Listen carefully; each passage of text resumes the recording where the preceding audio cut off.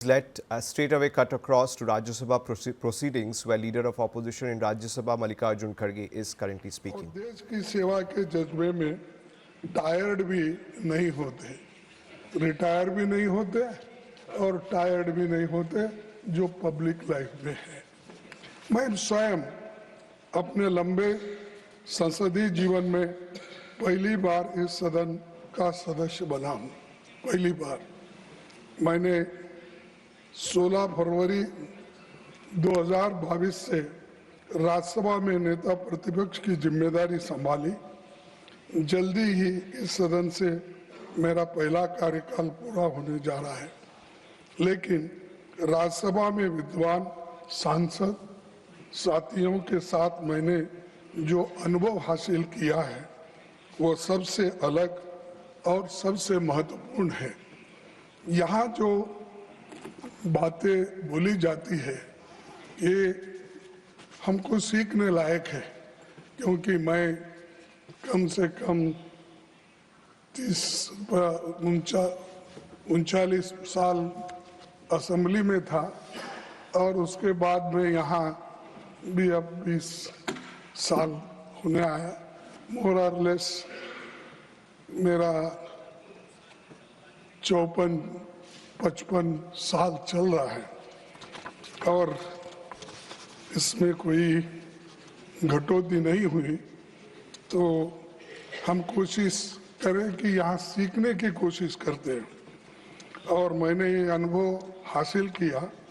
सभापति जी, अपने पूरे संसदीय जीवन में मैंने सदन में नियमित रूप से उसे उपस्थित रहने और चर्चाओं में भाग लेने की पूरी कोशिश करता हूँ और यहाँ अटेंड करने का मैं हमेशा कोशिश करता हूँ, इसलिए कि हमको कुछ अनुभव मिलता है।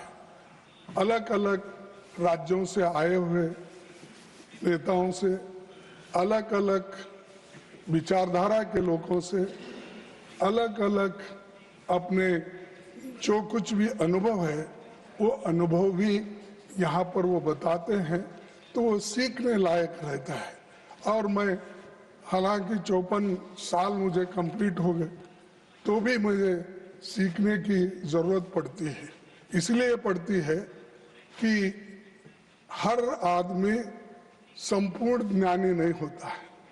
उसका ज्ञान उसी वक्त बढ़ता है जैसा वो पढ़ते जाता है, जैसा वो सुने जाता है, सीखे जाता है, तभी उसका और भी ज्ञान बढ़ते रहता है।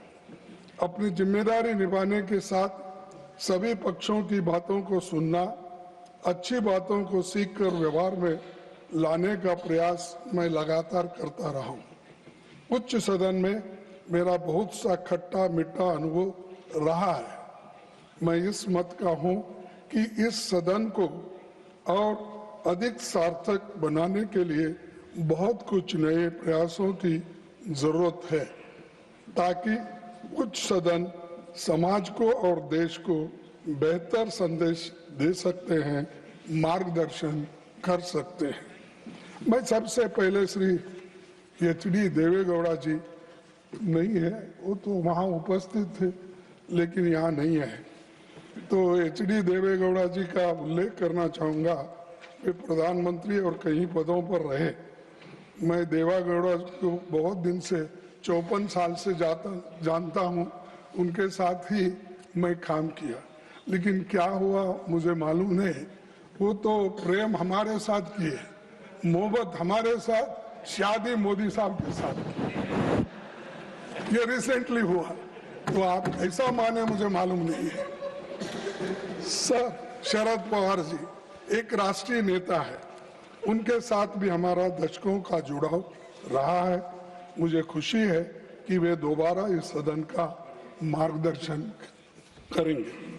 संसदीय मामलों के गहन जानकार हमारे डीएमके के साथी तिरुचिवा जी अगले 6 साल सदन की कार्रवाई में फिर भाग लेंगे और उन्होंने बहुत कुछ अपनी बातों को रखा। रामदास अठावले साहब, जिनका जिक्र हमारे प्रधानमंत्री जी ने किया, वो अपने कविता के रूप में ही हमेशा मोदी जी का गुणगान गाते हैं, हमेशा। आपको छोड़ के दूसरा कविता ही उनको नहीं आती। जो कविता उन्होंने लिखती है वो सिर्फ आपके बारे में लिखती है। लेकिन मैं समझता हूँ ये 6 साल अब तो पूरा मिला है उनको, आगे तो जरा कम करेंगे ऐसा मैं सोचता हूँ। सर, दिग्विजय सिंह जी को पूरा देश जानता है। 1 दशक तक मध्य प्रदेश में मुख्यमंत्री के रूप में उनका बहुत अच्छा योगदान रहा। राज्यसभा सांसद और शिक्षा संबंधी संसदीय स्थायी समिति के अध्यक्ष के रूप में उन्होंने उल्लेखनीय काम किया और वो रिपोर्ट भी आज उन्होंने आपके सामने पेश किया। सर, केटीएस तुलसी और अभिषेक मनु सिंघवी ने संसदीय वाद विवाद को गरिमा दी। नागरिक स्वतंत्रता, न्यायिक स्वतंत्रता और विभिन्न मुद्दों पर उनके भाषणों ने सदन पर गहरी छाप छोड़ी है।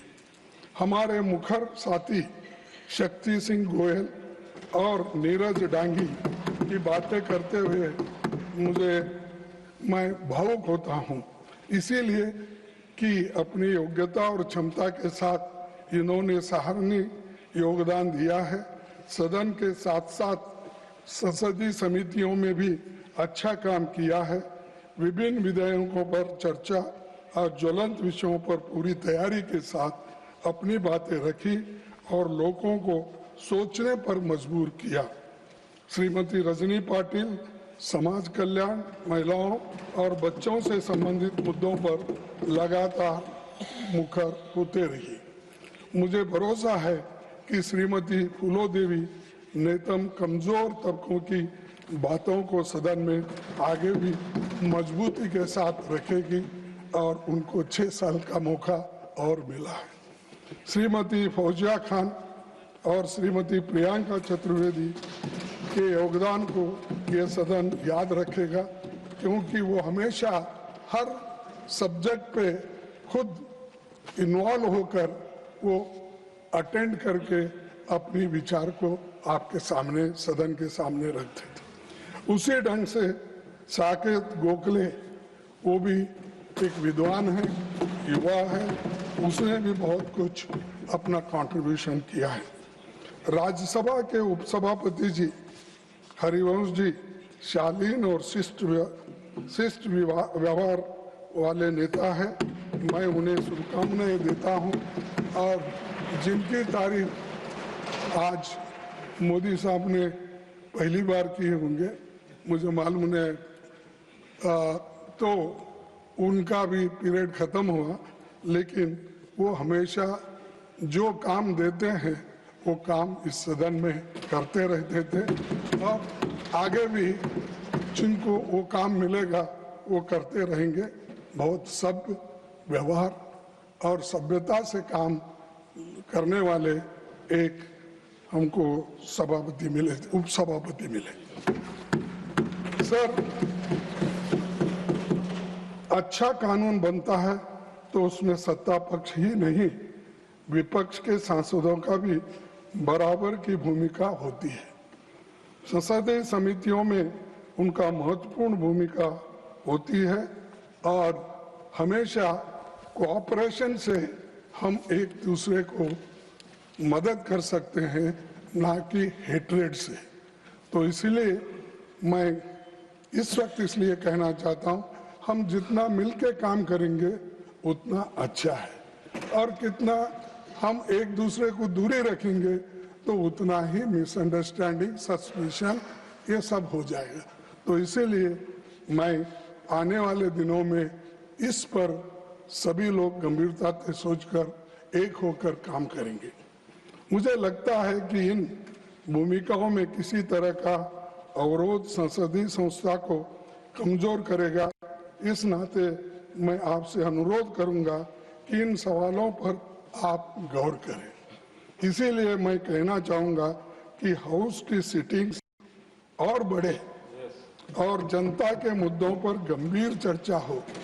प्राइम मिनिस्टर भी यहाँ है, मैं उनसे निवेदन करूंगा कि बहुत दिन लंबा सेशन चलने से डिस्कशंस अच्छे होते, कहीं इम्पोर्टेंट बिल को हम कम समय देते हैं और कहीं और भी अब चंद बिल को या चंद कार्यक्रम को हम 4 घंटे 8 घंटे और चंद बिल को हम 2 दिन 3 दिन कहते हैं। तो ऐसा नहीं होना चाहिए। आप सबको मौका दो, 2-4 दिन ज़्यादा एक्सटेंड करें तो परवाह नहीं, लेकिन लोगों को उसके बारे में मालूमात होनी ये है और ये काम हमारे प्रधानमंत्री जी करेंगे। ऐसा तो आप कम बैठते हैं, लेकिन फिर भी अगर ज़्यादा दिन हमको मौका मिला, हम लोग सभी मिलके आपको अच्छा बिल देंगे, स्टैंडिंग कमेटी का अच्छा रिपोर्ट देंगे, सारी चीज़ें भी हम करेंगे। तो ये मैं आपसे चाहता हूँ कि पार्लियामेंट को ज़्यादा दिन देने का मौका प्राइम मिनिस्टर हमको देंगे। गरीबों, कमज़ोर तबकों को, किसानों और मजदूरों के हित के मुद्दों पर ज़्यादा बात हो सके। अक्सर जब हम ये मुद्दे उठाते हैं तो सत्ता दल इसे आलोचना मान लेता है और बिना सुने खंडन करने लगता है, जबकि सरकार को जनता की चिंताओं पर गंभीरता से गौर करना चाहिए।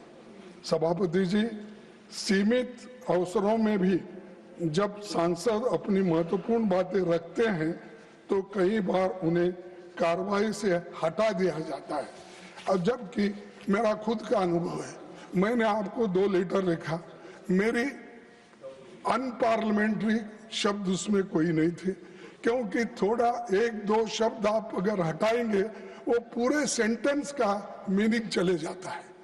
तो इसीलिए आप इसको गंभीरता से लो, क्योंकि सडनली इसको हटाओ, उसको हटाओ, ये शब्द को हटाओ, ये सेंटेंस हटाओ, तो इससे बहुत बड़ा नुकसान डिबेट का ही नहीं, आने वाले जो लोग हमारे प्रोसीडिंग्स पढ़ेंगे वो कहेंगे ये क्या अपोजिशन लीडर ने बात किया, जो मीनिंगलेस ये बात होती है।